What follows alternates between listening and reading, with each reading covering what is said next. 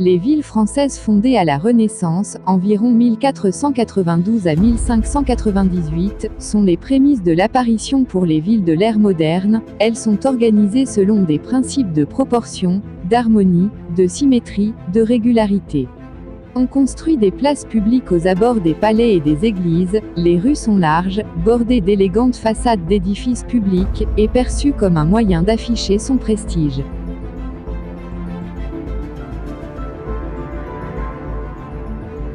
Depuis la fin des années 50 jusqu'à aujourd'hui même, on construit des immeubles pour accueillir une masse migratoire.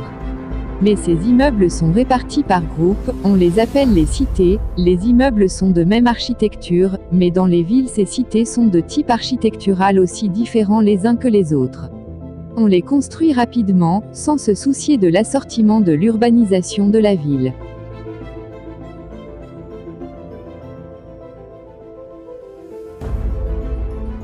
À l'heure d'aujourd'hui, selon la Cour des comptes, pas moins de 1,9 million de personnes attendent une place en HLM. On prévoit une meilleure prise en charge des ménages modestes ou défavorisés, comme le prévoit la loi.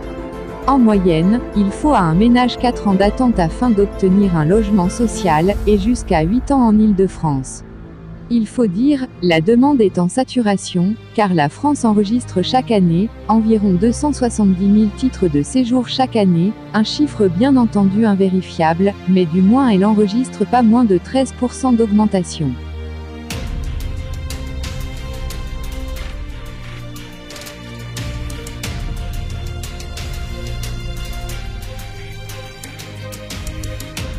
L'immigration en France et désormais en Europe, n'est pas l'accueil de personnes qui ont rencontré des problèmes à un instant T dans leur pays, elle s'apparente uniquement à des pics d'augmentation.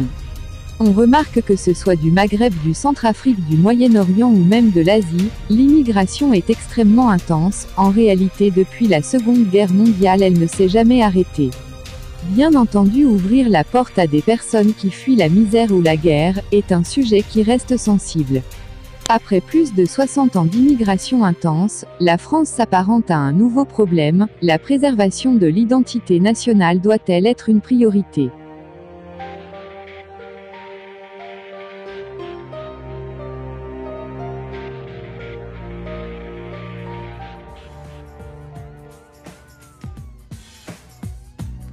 L'immigration de masse n'est pas une fatalité mais bel et bien une volonté politique.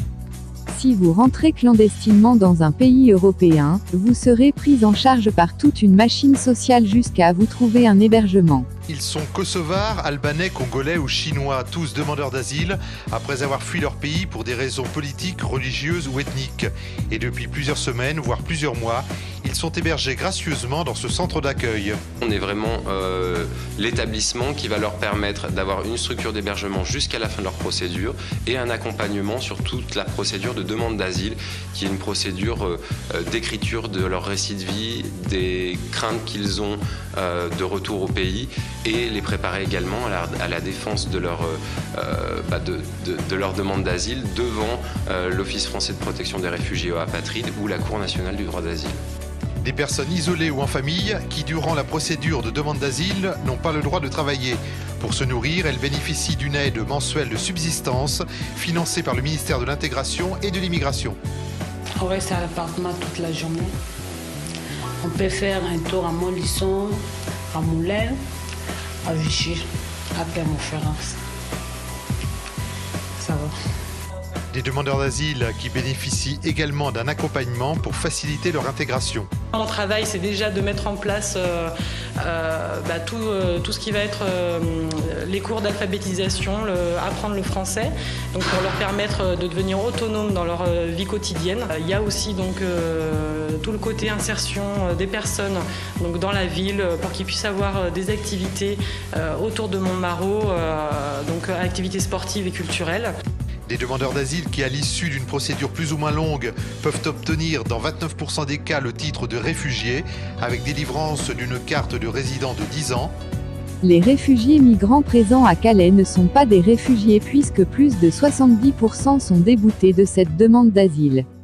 La Cour de justice de l'Union européenne a rendu un arrêt le 27 février 2014, qui reconnaît aux demandeurs d'asile le droit d'obtenir les moyens de se loger dans le parc locatif privé. Alors que l'installation de plusieurs centaines de milliers d'immigrés officiels et clandestins chaque année exerce une tension continue sur le logement social puis privé. La valeur du patrimoine de nombre de nos concitoyens ou sociétés immobilières a été multipliée par 2 ou 3 voire plus, mais subséquemment, le montant des loyers a explosé et la précarisation de millions d'autres citoyens s'est accentuée. Dans le parc privé, le loyer dont charge d'un studio ou d'un 2 pièces constitue couramment dans les grandes villes et leurs périphéries, 40 à 60% du SMIC. Ce taux d'effort peut dépasser 70 ou 80% pour un appartement plus spacieux ou situé à Paris.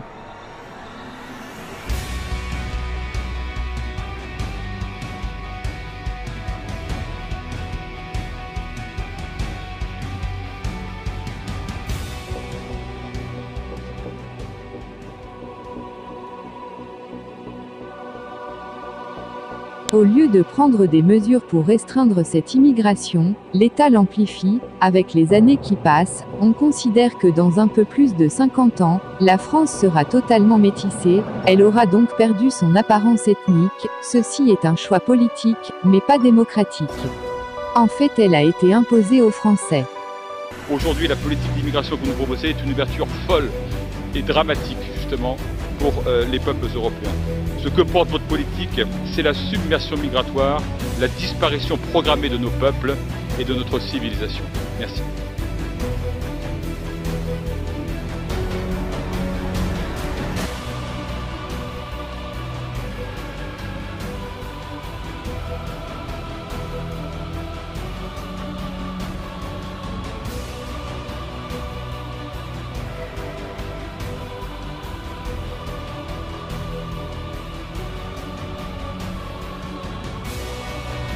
Nous faisons le constat que la masse migratoire, comme celle qui se trouve à Calais, présente plus de 90% d'hommes.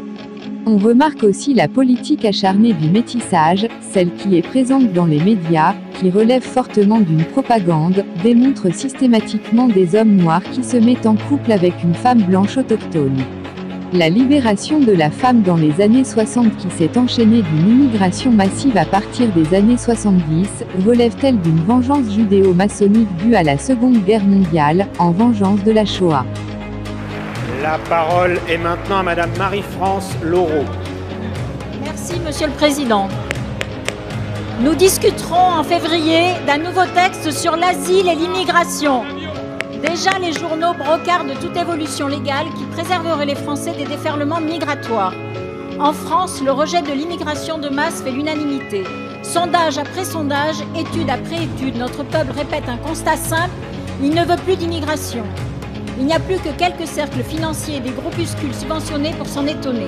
Partition du territoire, insécurité culturelle, importation de conflits étrangers sont devenus des stigmates douloureux pour l'unité nationale. Pire, l'appareil d'État persécute ceux qui s'émeuvent de la destruction du cadre de vie des Français. Ainsi, l'animateur du site Français de souche est-il régulièrement visé par des enquêtes sans lendemain. Vous avez voulu adopter un discours de fermeté sur les flux migratoires, c'est bien. Vous n'êtes cependant pas les premiers. Les Français, quelle que soit leur sensibilité politique, veulent des actes.